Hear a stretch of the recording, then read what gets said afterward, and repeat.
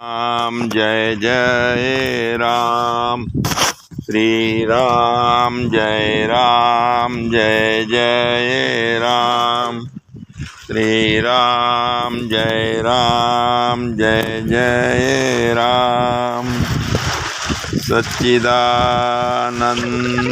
भगवान जय।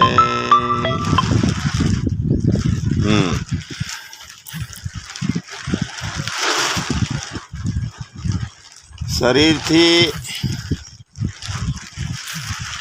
इंद्रियों थी, मन थी, बुद्धि थी આપણું પોતાનું પર છે, પર આત્મા।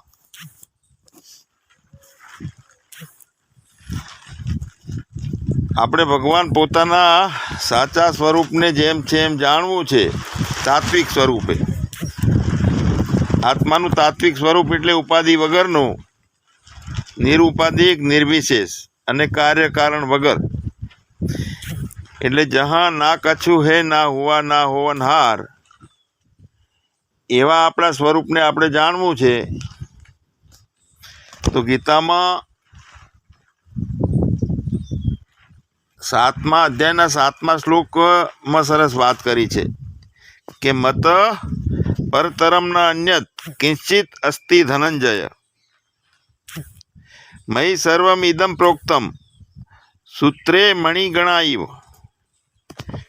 એટલે કે હે અર્જુન, મારાથી અધિક શ્રેષ્ઠ બીજું કાંઈ નથી, ભગવાન કહે છે।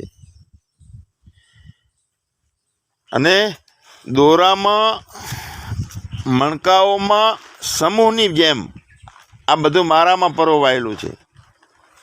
એટલે જેટલા શરીરો છે, જેટલી જાતિઓ છે, જેટલું વિદ્યાઓ, કળાઓ, જે કાંઈ છે, બધું એક પરમાત્માની અંદર પરોવાયેલું છે। ને એ આજે બધું છે એ નોખા નોખા મણકા છે પરમાત્માના। તો અહીંયા ભગવાન આપણને કહે છે કે મારાથી બીજું કંઈ પણ શ્રેષ્ઠ નથી। મત પરતરમ ન અન્યત કિંચિત અસ્તિ ધનંજય।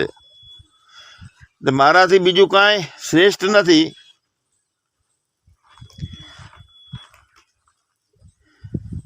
તો હકીકતમાં તો પરમાત્માથી બીજું કાંઈ પણ શ્રેષ્ઠ છે એવી કલ્પનાય નથી પરમાત્મામાં।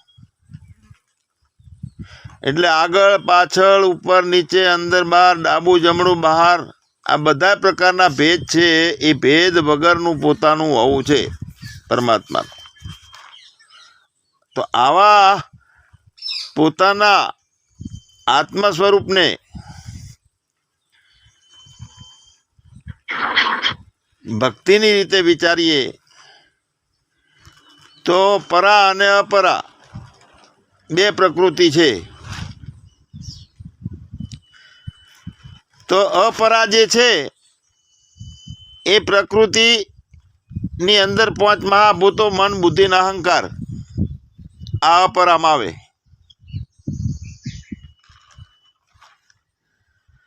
હવે જેને પરા પ્રકૃતિ કહેવામાં આવે છે તે અજ્ઞાન દશાનો હું એકલો એટલે જીવ ભૂતા, પેલી અષ્ટતા છે। એટલે ફક્ત જીવ ભાવ જે છે ને એ જ પરા પ્રકૃતિમાં છે। અને એ પ્રકૃતિ પોતાના સ્વરૂપમાં અધ્યસ્થ છે, જીવ ભાવની પ્રકૃતિ છે। હવે એ અધ્યસ્થ છે, એનો અધ્યારોપ થઈ જાય, જે કલ્પિતમય ઊભો થઈ ગયો છે જીવ ભાવ, એ દૂર થઈ જાય તો પોતાના સ્વરૂપ સિવાય બીજું કંઈ રહેતું નથી। તો હવે એ દૂર થતો નથી એનું મુખ્ય કારણ આપણને ખબર છે, ઘણી વખત આપણે વાતોમાં લીધું છે કે રસની નિવૃત્તિ થવી જોઈએ અંતઃકરણમાંથી। આપણે એવું દર્શન કરવું છે કે બધે પરમાત્માનું સ્વરૂપ જ છે, બીજું કાંઈ નથી। સર્વ વાસુદેવમિતિ એવો અનુભવ કરવો છે ને એમાં નડે છે શું એની વાત કરવી છે આપણે। તો આપણે ઘણું બધું માની લીધું છે, જીવ ભાવ ઊભો છે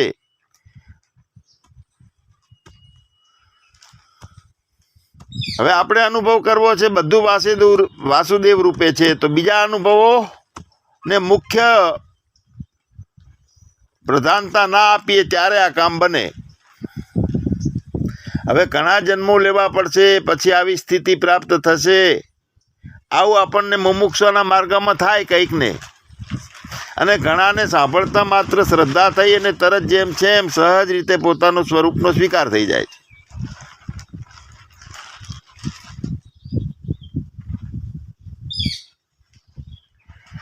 તો આ છેલ્લો જન્મ છે એવું આપણે માનતા હોઈએ તો એનું લક્ષણ શું છે?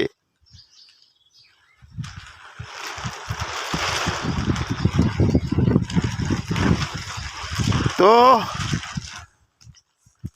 પ્રહલાદના ચરિત્રમાં 2 લક્ષણો બતાવ્યા હતા. એનો છેલ્લો જન્મ હોય ને તે નાનપણથી ભગવાનની ભક્તિમાં લાગી ગયેલો હોય. મીરા છે, પ્રહલાદ છે, એની બુદ્ધિમાંથી કામની વૃત્તિ નિવૃત્ત થઈ ગયેલી હોય, એ બાજુ ઈચ્છાએ ના થતી હોય કોઈ પણ જાતના જગત વ્યવહારના કામોની. એટલે બધુંય નીકળી ગયું હોય પોતાનામાંથી, ફક્ત ભક્તિ રહી હોય, પરમાત્માનો પ્રેમ. તો આવી બાળપણથી ભક્તિની શરૂઆત કરતા હોય ને એવા લોકો મળે છે, પણ બુદ્ધિમાંથી કામની નિવૃત્તિ એટલે 5 વિષયો અને 5 ઇન્દ્રિયોનો તો મિલન થાય છે ને એ કામ તો ખરી જ, પણ બધા પ્રકારની ઈચ્છાઓની નિવૃત્તિ. તો એવા બિલકુલ જેને કામના નિવૃત્ત થઈ ગઈ છે ને એવા લોકો ઓછા મળે છે ને બહુ કઠણ છે. આ બધા પ્રકારની અપેક્ષાથી રહિત થઈ ગયા હોય એવા બહુ ઓછા છે. વિષયોનો બધી પ્રકારે ત્યાગ થઈ ગયો હોય એવું બહુ ઓછા મળે. તો પછી પરમાત્માની જે આત્મદર્શન છે, પોતાનું સ્વરૂપમાં નિષ્ઠા છે એ ના હોય તો એને ખબર હોય કે એમાંથી નિવૃત્ત થઈ ગયો છે કામ કે છે, પોતાને જ પોતાની ખબર હોય. પોતે અંદરથી જલકમલવત હોય ને બહારથી વ્યવહાર કાર્યો બધા ચાલુ હોય. વપુ વર્તે વ્યવહારમાં સુરત પરાની પાર. એની સુરતા જે છે એ કાયમ એક પોતાના આત્મભાવની રહેતી હોય છે. તો આત્મામાં એવી કઈ વસ્તુ છે કે ભાવમાં રહેવાય? તો બીજા કશાયમાં ભાવ કરીને જવાતું નથી. ઉપરથી રમત રમતી હોય ત્યારે એમ સમજાય કે આત્મદશામાં છીએ. કાંઈ અંદર પહેતું ના હોય એ દશા હોય એટલે એ આત્મદશા. એટલે એમાં તો ભગવાન અંતઃકરણમાંથી જે રસવૃત્તિ છે ને એ હુકવીને આખી, જેમ કપડું આપણે ભીગોઈને પછી આખું સૂકવી નાખીએ છીએ ને કોરું, એમ અંતઃકરણની બધા પ્રકારની રસની વૃત્તિ છે એ સૂકવીને નિવૃત્ત કરી દેવી પડે, સુકાઈ દેવી પડે. અને આ કામ અઘરામાં અઘરું છે. રસ વૃત્તિ એને નિવૃત્ત કરવાનું છે તે. કારણ કે રસનો સ્વાદ ચિદાભાસની અંદર ઓતપ્રોત થઈ ગયેલો હોય છે. હવે ચિદાભાસ રસના સ્વાદ વગર ઓતપ્રોત નથી, અને લોક કલ્યાણાર્થે, લોક સંગ્રહાર્થે અસંગી રહીને અકર્તા ભાવમાં રહીને બધું કરતો હોય તો એને પોતાને ખબર હોય કે પોતે રસની નિવૃત્તિ કરી અને બધું અંદરથી હુકવી નાખ્યું છે ને મેરે અપને સિવા કુછ નહીં એવો ભાવ છે કે પછી માય ભેગા જોઈન્ટ થઈ ઇન્દ્રિયો સાથે, વિષયો સાથે, વ્યક્તિઓ સાથે આ ખેલ કરીએ છીએ એવું તો નથી ને. એ અંદર પોતાને ખબર પડે. તો ભગવાન ચિદાભાસ જ્યાં સુધી પોતાને સૂકવી ના નાખે ત્યાં સુધી બુદ્ધિમાં જે ખટપટ ચાલુ રહે છે, રસવૃત્તિ ચાલુ રહે, એટલે ઈચ્છાઓ થાય બધા પ્રકારની, 5 પ્રકારના ઇન્દ્રિયોની.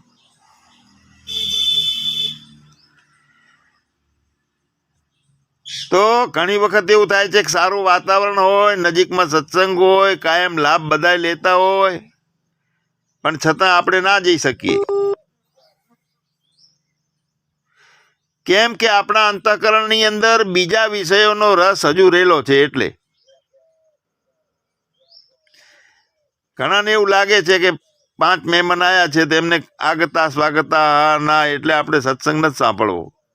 તો ભગવાન મહેમાન આવે અને મ્યુટ કરેલું હોય તો આવો બેસો, બીજાને કે પાણી પાઓ અને આઈને આવી બાવો થોડી વાર સત્સંગ સાંભળો લો, પણ પેલો રસ હોય જગત છે અને એને ખોટું લાગશે એવી માન્યતાઓ અંદર ભરી હોય, એટલે અંતઃકરણમાંથી કામ નિવૃત્ત બિલકુલ થયો છે એવું આપણને લાગવું જોઈએ ને. એ પૂર્વે અંતઃકરણમાં બીજા વિષયોનો એટલે કે કામનાઓનો રસ એમાંથી વૈરાગ થવો જોઈએ. હજુ તો રસને જ વચ્ચેથી બધાય ઈચ્છાઓને જ બાદ કરવાની છે, પણ ઈચ્છાઓને બાદ કરનારો છે એને મૂળમાંથી કાઢવાનો છે. ભોગતા જે છે ને જીવતો રહેલો છે રસનો ભોગતા, અને ત્યારે આ છેલ્લું કામ બને છે. એટલે રસ તો ચિત્તની વૃત્તિ, રસ બધા પ્રકારના એમાંથી નિવૃત્ત થઈ ગયા, બધા રસો સુકાઈ ગયા,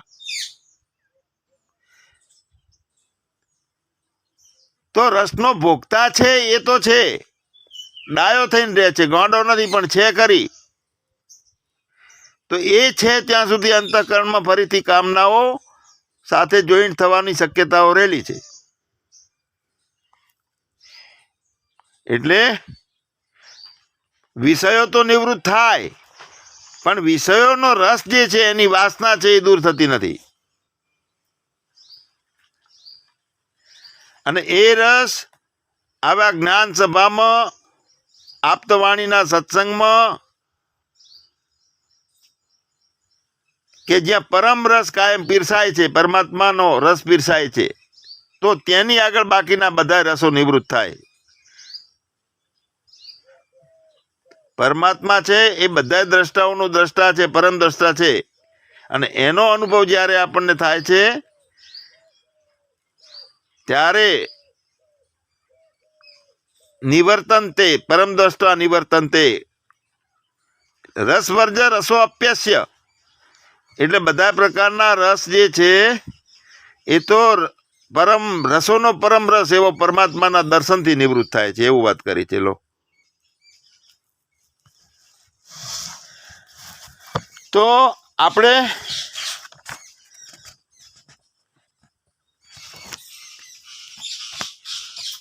બુદ્ધિથી પરનું જે તત્વ છે,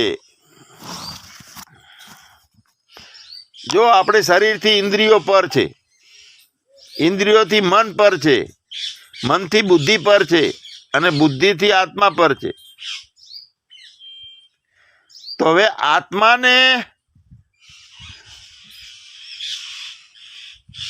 આત્માથી આપણી બુદ્ધિની અંદર જેટલા શત્રુઓ છે, કામ, ક્રોધ, લોભ, મોહ, આ બધાનો નાશ કરવાનો છે. તો આત્મા તો કોઈ કરતો નથી, કોનાથી નાશ કરવો? કયું હથિયાર એમાં કામ લાગે બધા શત્રુઓને મારી હટાવવા માટે? તો શરીરથી ઇન્દ્રિયો પર છે, એનો મતલબ કે ઇન્દ્રિયો શરીરને પહોંચી શકે છે, એને વશ કરી શકે. ઇન્દ્રિયોથી મન પર છે, એનો મતલબ એ છે કે મન છે એ વિષયોમાં ના જાય ને ઇન્દ્રિયોને કાબૂમાં રાખી શકે છે મન. હવે મનથી બુદ્ધિ પર છે, એનો મતલબ એ છે કે બુદ્ધિ એ મનને કંટ્રોલ કરી શકે છે, અને બુદ્ધિથી જે છે એ પોતે આત્મા પર છે. તો આત્માના દર્શનથી બુદ્ધિ જાય, ખતમ થાય, ભેદ ખતમ થઈ જાય. તો બુદ્ધિથી પર જે છે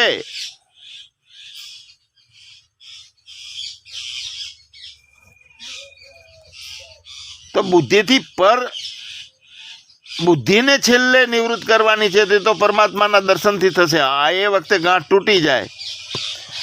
પણ આપણે વાત કરતા હતા કે આપણા શત્રુઓને નિવૃત્ત કરવાના છે, તો એ આપણી બુદ્ધિથી પર રહી અને કામ કદાપી દૂર નથી થઈ શકતો. પણ છેવટે બુદ્ધિ એ છેવટનું તત્વ છે, એટલે બુદ્ધિથી પર તો ફક્ત આત્મા છે. તો બુદ્ધિ દ્વારા, ઋતુમ્બરા બુદ્ધિ દ્વારા, બોધનાત્મક બુદ્ધિ દ્વારા આ મનને વશ કરાય છે, કામનાઓને વશ કરાય છે. કામનાઓને અને મનને વશ કરવા માટે પરમાત્મા નથી, એના માટે બુદ્ધિ દ્વારા. હવે બુદ્ધિ ક્યારે એ પરમાત્માનું દર્શન કરી શકે એવી સક્ષમ બની હોય ત્યારે એ કામ કરી શકે છે એવું. મેરે અપને સિવા કુછ નહીં એવું જે રિઝલ્ટ લાવવું છે, મોક્ષની પરમ ગતિને આપણે પ્રાપ્ત કરવી છે, તો એક વ્યક્તિ મોક્ષ માટે કરી અને એક મહાપુરુષની શોધમાં નીકળ્યો અને એ મહાત્માને મળ્યો અને પૂછ્યું કે મારે ખરેખર સાચા અર્થમાં મોક્ષ જોઈએ છે. આમ તો મેં ઘણા પ્રકારે બધી જગ્યાએ ગયો છું, પણ પાછું બંધનમાં આવી જવાય છે એવો મોક્ષ નહીં, કોઈ દિવસ બંધનમાં અવાય જ નહીં એવા સાચા પ્રકારનો મોક્ષ મારે જોઈએ છે. તો એ મહાત્માએ એને કીધું કે તને એવા સાચા ગુરુ અને મહાત્માની થોડી નિશાની આપો, કારણ કે એ મોક્ષ માટે સાચા ગુરુ થાય એવો મહાત્મા કોઈ ખ્યાલમાં હોય તો ગોત, અને નહીતરી કેવો હોય એ મહાત્મા એની તને નિશાની આપો. તો કે ભલે હાલો એ નિશાની, તો એ નિશાની પ્રમાણે તું મહાત્માને શોધી લેજે. જો એકાદ મોટું વૃક્ષ છે, પછી એની નીચે મહાત્મા બેઠો હશે, મુદ્રાઓ હશે, આંગળીઓ મુદ્રામાં હશે, બધી સ્થિરતા હશે, અને આ પ્રકારના એ વૃક્ષની નીચે ઓટલા ઉપર ઉત્તર બાજુ મોઢું કરીને બેઠો હશે, આ સાચો ગુરુ હશે. અને હવે તું શોધી કાઢજે. તો આ તો શોધવા માટે નીકળી ગયો ગુરુને ફરવા, નિશાનીઓ બતાવી એવી ક્યાંક ને ક્યાંક ખોટી, ક્યાંક ને ક્યાંક થોડુંક તો રહી જ જાય, અપૂર્ણતા રહી જ જાય. પૂરી નિશાની પ્રમાણે કોઈ એને મહાત્મા મળ્યો નહીં. ક્યાંક વૃક્ષ મળ્યું તો ઓટલો ના મળ્યો, ક્યાંક ઓટલા હતા તો વૃક્ષ દૂર હતું એનાથી. તો જે વર્ણન પેલા મહાત્માએ કર્યું હતું એ રીતનું આખું દ્રશ્ય સાથેનું વર્ણન એવું મહાત્માનું ક્યાંય એને જોવામાં આવ્યું નહીં. ફરતા ફરતા એના ઘણા વર્ષો વીતી ગયા, અને ફરતા ફરતા પાછો એ જ્યાંથી મહાત્માને શોધવા નીકળ્યો હતો એ જગ્યાએ મૂળ પેલા મહાત્મા હતા એમની જોડે આવ્યો. એને પેલી નિશાનીઓ આપી હતી, મહાત્માનું વર્ણન આપ્યું હતું કે એવા જ મહાત્મા પાસે તું જજે. અને એવા જ મહાત્મા તે પોતે હતા, અને ત્યાં જ હતા એ વખતે, આ એની જોડે ગયો એટલે. તો હવે એને થયું કે આટલા વર્ષ સુધી હું રવડ્યો, અને જેણે મને શોધવાનું કીધું હતું કે જા તું આવી રીતનું ગોતી રહેજે, તે સ્વયં પોતે હતા. તો એને એવું લાગ્યું કે હવે હું સાચા ગુરુના શરણે આવી ગયો. હવે અહીંયા સાચા ગુરુનું શરણું ક્યાં છે? પોતાની અંદર છેવટે આવવાનું છે. પોતે પોતાનાથી પોતાનામાં પોતાને શોધી લે, પણ રખડપટ્ટી કર્યા વગર મેળ આવતો નથી. હવે આ જ્ઞાન સભામાં રખડપટ્ટી કરતા કરતા કરતા બધા આયા છે, જોઈન્ટ થાય છે, એટલે ક્યાંક એક શબ્દ ઉપર આપણા પોતાના ઉપર દ્રષ્ટિ પડી જાય છે કે હા હું તો આ છું એવું થઈ જાય, સહજમાં થઈ જાય. એક ભાઈ એક મહાત્મા પાસે આયા અને મહાત્માનો હાથ પકડીને કીધું કે આ સંસાર સાગરમાંથી મને બહાર કાઢો. તો એ વખતે એ મહાત્માએ રમૂજ કરી, એમ જવાબ આપ્યો કે મારા હાથ નવરા નથી, તે મારા બે હાથ પકડ્યા છે, મારે તને કાઢવો હોય તો ખેંચીને કાઢવો પડે ને, હાથ તો નવરા છે નહીં.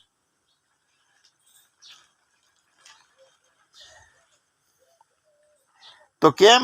તો કે મેં મારા બે હાથથી મારા ગુરુજીના ચરણો પકડી લીધેલા છે, તો તારો ઉદ્ધાર કરવા માટે તારો હાથ હું કેવી રીતે પકડી શકું? એમ તું કહે છે કે મારો હાથ પકડો, હવે મને બચાવો. તો મેં તો મારા બે ગુરુજીના ચરણો પકડી લીધેલા છે, તારો હાથ તો હું કેવી રીતે પકડું? મારા હાથ ગુરુદેવના ચરણોથી છૂટે તો હું તારો હાથ તારા ઉદ્ધાર માટે પકડી શકું. તો પછી પેલો કહે છે કે જેવા મારા નસીબ, હવે એમાં શું તાર બીજું શું કરવું? જેના કોઈ હાથ નવરા હશે એવા હું ગોતી લઈશ એમ. હવે અહીંયા મૂળ વાત એ છે કે એ મહાત્મા એમ કહે છે કે મેં મારા બંને હાથે મારા ગુરુજીના ચરણ પકડ્યા છે, મારા મોક્ષના માટે ને એનાથી મને પરિણામ મળ્યું છે. તો પેલો એમ કે છે કે મારો હાથ પકડો, મારો હાથ પકડો, પણ તું તારા હાથથી એમના પગ પકડી લે ને. પગ પકડવા એટલે શરણાગતિ સ્વીકારવી એમ.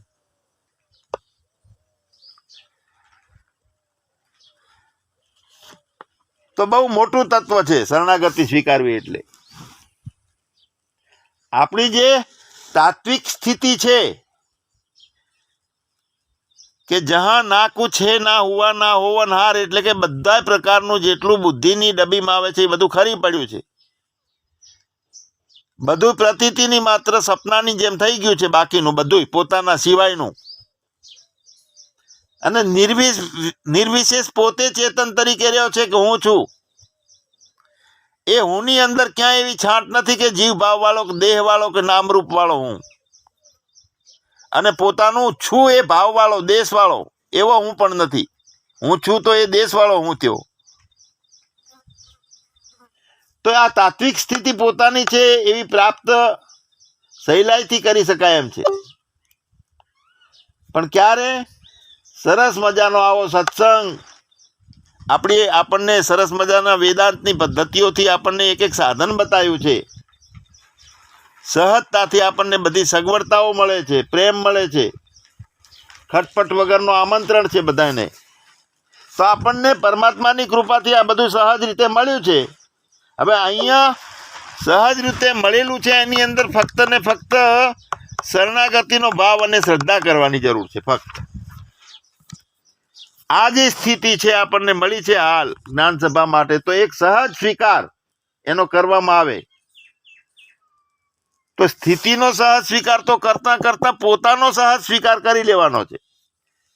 આમ તો પહેલેથી હતો પોતાનો, છતાંય ભટકણ શેના માટે હતી કે ભ્રાંતિનું ભૂતળું પડ્યું હતું કે હું મને જડતો નથી. તો પોતાની સહજ સ્વરૂપ જે છે એનો સહજ સ્વીકાર કરવામાં આવે તો હકીકતમાંથી પહેલથી તો આત્મા મળેલો જ હતો, પણ ભટકણ આપણી હતી, આપણી દ્રષ્ટિ ત્યાં પહોંચતી નથી. આ સત્સંગથી જ્ઞાન સભાથી આપણી દ્રષ્ટિ ત્યાં પહોંચી જાય. એટલે સહજ સ્વરૂપનો ખ્યાલ, એની એક ઝલક મળી જાય આપણને. શ્રદ્ધા હોય, શરણાગતિ હોય, અને એ કામ પછી પૂરું થઈ જાય જીવનનું. કાંઈ કરવાનું બાકી ના રહે. એ કોને લાગે કાંઈ કરવાનું બાકી નથી? તો કરવા વાળો છે એ પોતાની નજર બદલાઈ ગઈ હોય, નજારો બદલાઈ ગયો હોય, એનું આખી રીત બદલાઈ ગઈ હોય જીવવાની. અજ્ઞાન અવસ્થામાં જે છે ને રીત, એના કરતાં બધી અલગ રીત છે. ગ્રંથિ ભેદ એટલે કે મેં મારા સાચા આત્મા તરીકે મેં મને જાણ્યો, અને મારી માન્યતા હતી ખોટો મેં મને જાણેલો હતો. એ બધી ગાંઠો મેં ખોલી નાખી. એ સમજ મેં સુધારી દીધી કે હું કેવો છું એ મને આખો ખ્યાલ આવી ગયો એમ. એવું થઈ જાય આપણું, ત્યારે કરવાનું કઈ બાકી નથી એવું કહેવાય. જ્યાં સુધી કરવા વાળો અને છોડવા વાળો ઊભો રહે છે ત્યાં સુધી બધું કરવાનું છે. કરું છું કરું છું કરું છું એમ કરી કરીને મગજને ભાર લાગે છે, ડીપી લોડ થાય છે અને ભટકણ ચાલુ રહે છે. એક વખત પોતાનો સ્વીકાર કરી લઈએ ત્યારે આપણને જ ખબર પડશે કેટલું બધું ખોટું પકડી રાખેલું હતું. આ જગત છે ને મારા તારા છે ને, તો એ તો બધું રહેશે, પણ અંદર વૃત્તિમાંથી ખસી જશે બધું. ચિત્ત વત્તા વૃત્તિ એ બે ભેગું થઈને ચિત્ત વૃત્તિ થાય છે. હવે વૃત્તિને એકલી નોખી કાઢી નાખો તો ચિત્ત એકલું નોખું રહે છે. હવે એ ચિત્તની અંદર ફરીથી વૃત્તિ જોઈન્ટ ના થાય ત્યારે એક દશા પોતાની આત્મભાવની બનેલી હોય તો ના થાય. જે વસ્તુ વધારે માની હોય તો એ પ્રકારની વૃત્તિ એમાં જોઈન્ટ થાય ચિત્તની સાથે. સંબંધો માન્યા હોય, પતિ માન્યા છે, પત્ની માન્યા છે, તે પ્રમાણે ચિત્તની અંદર સમજ ઊભી થાય છે કે આ પત્ની છે.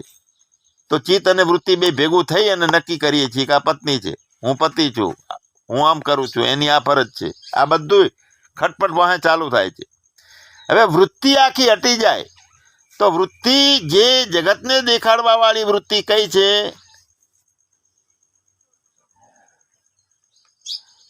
એ વૃત્તિ જે છે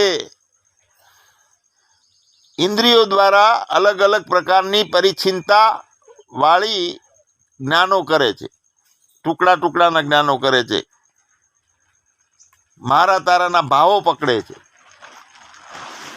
તો એ વૃત્તિ વચ્ચેથી એના ઉપર અથોડો પડે અજ્ઞાનની વૃત્તિમાંથી જ્ઞાનનો, એટલે એ વખતે શું થયું હોય છે કે અહંકાર આપણો મોળો પડી જાય, ઢીલો. જેમ પૈસાવાળો માણસ છાતી કાઢીને ફરતો હોય ને પૈસા જાય એટલે ડૂબો થઈ જાય ને, એમ હું છું મારાપણાનો મારે જોઈએ છીએ ને આ બધો ફાંકો અહંકારમાંથી નીકળી જાય. અને જેવો અહંકારમાંથી આ ફાંકો નીકળી જાય છે એ ટાઈમે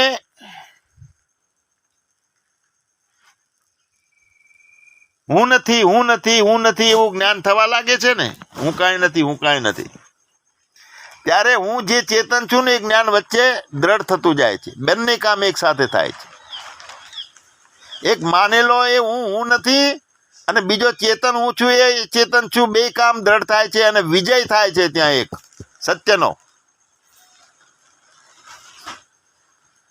અને એ સત્યનો વિજય એટલે મેરે અપને સિવા કુછ નહીં, બાકી બધું સહજ ને સરળ થઈ જાય, છૂટી જાય.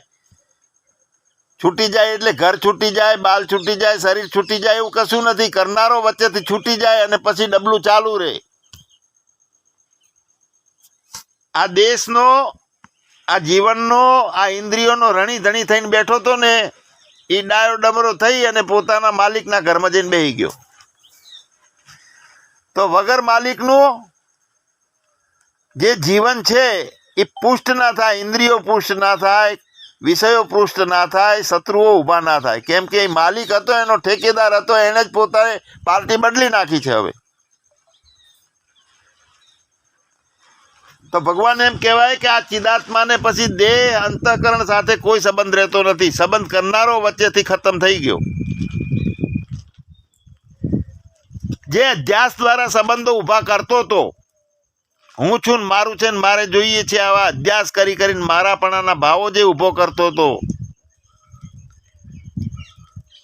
એણે ભ્રાંતિનો એક શરાબ પીધેલો હતો, દારૂ પીધેલો હતો, ભ્રાંતિ નામનો, અજ્ઞાન નામનો.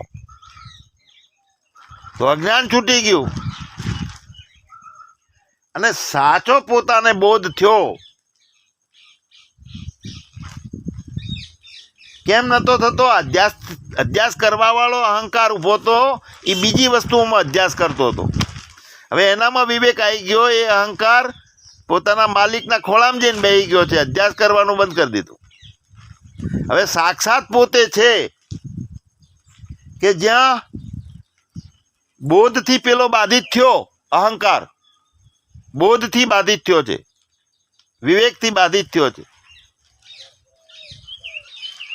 એટલે એને જગત સાથેના વ્યવહારો તૂટી ગયા. એ વખતે આપણે કહીએ કે અંત અનંતનો તંત તૂટી ગયો. હવે વાસ્તવમાં પછી જે ચિદાત્મા છે એને તો શરીર સાથે સંબંધ થયો નથી, માયા સાથે મોહ થયો નથી, મારા તારાના ભાવ પહેલથી જ નથી થયેલા. એ પોતાની અંદર સ્વયં પ્રગટ રહે છે. તો બીજું કોઈ એને દૂર કરવું પડતું નથી, પેસતું જ નથી ને કશું આજ સુધી પેઠું જ નથી. ભ્રાંતિ વચ્ચે હતી એ અહંકારના કારણે કે મારામાં બધું પેઠું છે ને હું દુઃખી છું. એટલે પોતાનો આત્મા છે, એના શરીર સાથે કોઈ સંબંધ થયો નતો. વચ્ચે જેને સંબંધ કરતો હતો બધા શરીર સાથે વિષયો સાથે, એ ઠેકેદાર હતો, એ અહંકાર હતો, એ તો પોતાના માલિકના સકંજામાં આવી ગયો છે, હાર સ્વીકારી લીધી અને ત્યાં આપણો વિજય થઈ ગયો છે. એટલે ફક્ત આધ્યાસિક ભ્રાંતિનો સંબંધ હતો. ચિદાત્મા તો કહે છે કાંઈ છે જ નહીં, સપનું છે એમ નહીં કહેતો, કાંઈ છે જ નહીં. સત હરિ ભજન જગત સબ સપના, એ તો આપણો મુમુક્ષુ કહે છે, સંત કહે છે, અભ્યાસુ કહે છે, સત હરિ ભજન જગત સબ સપના. પણ ચેતન એમ કહેતો નથી કે આ જગત છે અને જગત સ્વપ્ના જેવું છે. એ તો એમ કહે છે કે જગત છે જ નહીં. તો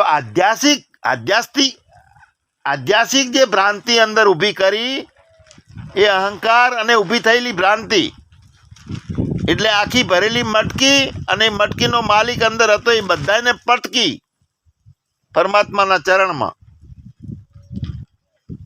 કાંઈ કર્મ નથી, પછી એને હતું જ નહીં. કાંઈ ફળ નથી, એ પણ હતું નહીં. કોઈ સંતાપ નથી, દુઃખ નથી, એ હતું જ નહીં. અને તોય આપણે ઊભા રહીને કહીએ કે હા હવે મને દુઃખ અસર કરી શકતું નથી. તો હતું? દુઃખ હતું જ નહીં. એ સાપેક્ષ વાત છે કે અસર કરે છે એવો. હજુ હવે હું આમ ડાયો થઈ ગયો, પણ હજુ ઊભો તો છું ડાયો થઈને. અહંકાર અને ચિદાત્મા એ અલગ છે. ચેતના ચિદાત્માના સ્વરૂપે છે, સ્પષ્ટ રૂપમાં આપણને અનુભવાય છે. ચેતના સ્થિર થઈ જાય છે કે જેમાં તન સ્થિર, મન સ્થિર, પવન સ્થિર, પ્રાણ સ્થિર, નૂરતા સ્થિર, સુરતા સ્થિર, બધું સ્થિર છે. મતલબ કે કાંઈ છે નહીં, એટલે બસ પોતે જ છે. તો જ્યારે આવી પોતાની ગાંઠ છૂટી પડી જાય છે, પોતાનો અહંકાર બિલકુલ બાદ થઈ જાય છે, નોખો પાડવું શરીરને મનથી, મનને બુદ્ધિથી, બુદ્ધિને આત્માથી નોખું પાડવું ને એ બધી આપણી પુરુષાર્થ છે મોક્ષ માટેનો. પણ સંપૂર્ણ સફળતા એ છે કે જહાં ના કુછ હે ના કુછ હુઆ ના હોવનહાર. અને પછી પ્રાણ છે તે ભલે પ્રાણ હશે, પ્રારબ્ધ હશે, આવતો જાતો હશે, અહંકારે કામ કરવા માટે ઊભો થતો હશે, પણ મારી એવી દશા છે કે મારામાં કશું થયું નથી, થશે નહીં, થવાનું નથી. નથી જ્ઞાન કે નથી અજ્ઞાન, નથી કોઈ જ્ઞાન સભા કે બીજી કોઈ સભા. એવું પોતાનું હોવું એ નિત્ય દશા રહે છે. હોવું એ એની હોવાપણાની ભૂમિકા રહે છે લાડવાના રૂપમાં, ચિત્તવૃત્તિના. તો એ દશા કાયમ રહે છે. એટલે આપણે પછી એમ નથી કહી શકતા કે આ મને કાંઈ અડતું નથી. તો કાંઈ હોય તો અડે ને. સહજમાં સ્ફૂર્ણા આવી ગઈ હશે અંતઃકરણ ને બુદ્ધિને, એટલે કામ કરી આવ્યું, વાહન બે ધોઈ આવ્યું, ચા મેલી આવ્યો, પી લીધું, પ્રાણની તૃપ્તિ કરી નાખી હશે. ક્યાંક ક્યાંક મન બુદ્ધિમાં ભાવ આવ્યો હશે, ભય આવ્યો હશે તો દૂર કરી નાખ્યો હશે. પણ મને ક્યાં, મારે શું એમાં? સાક્ષીને શું પડી ભેગો લપટાય? તો એ વખતે પછી મન પણ મંદિર બની જાય છે, જગત પણ મંદિર જની જાય. મંદિર તારું વિશ્વ રૂપાળું સુંદર સર્જન હારા રે ગોતે છે. મંદિરમાં તું ક્યાં છુપાયો એ મુમુક્ષુ ગોતે છે. પ્રભુ મેરા મન મંદિર હો જાય, કે જ્યાં કોઈ અહંકાર સાથેનો સંબંધ નથી, જગત સાથેનો સંબંધ નથી. એમ નહીં, હતો જ નહીં. કરતાપણું નતું, ભોગતાપણું નતું, પરિચિનપણું નતું. ખાલી ઘાલી દીધું તું ભ્રાંતિના કારણે અંદર. બધા અંશોની નિવૃત્તિ એમાં થઈ જાય. કર્મનો કરતા નથી, કર્મનો ભોગતા નથી. તો કર્મનો ભોગતા નથી, કર્મનો કરતા નથી, મતલબ કે કરતા ભોગતા રહેતો નથી. તો એ કરતા ભોગતાનો જોનારો જે છે એ રહેતો નથી. સાક્ષી ભાષ્ય થાય છે, પણ સાક્ષીની પરમ અવસ્થા જે છે એમાંથી સાક્ષ્ય છૂટી ગયું છે. એટલે અહીંયા કોઈ સાક્ષી તરીકેનો હું એ નથી. એટલે છેલ્લે એક કહીએ કે ના કછું હે ના કછું હુઆ ના હોવનહાર. પણ ચેતન કોઈ દાડો વેકેશનમાં નથી. ચેતન સિવાય બીજું કાંઈ છે જ નહીં. કાંઈ છે જ નહીં ચેતન સિવાય. સચ્ચિદાનંદ ભગવાનની જય.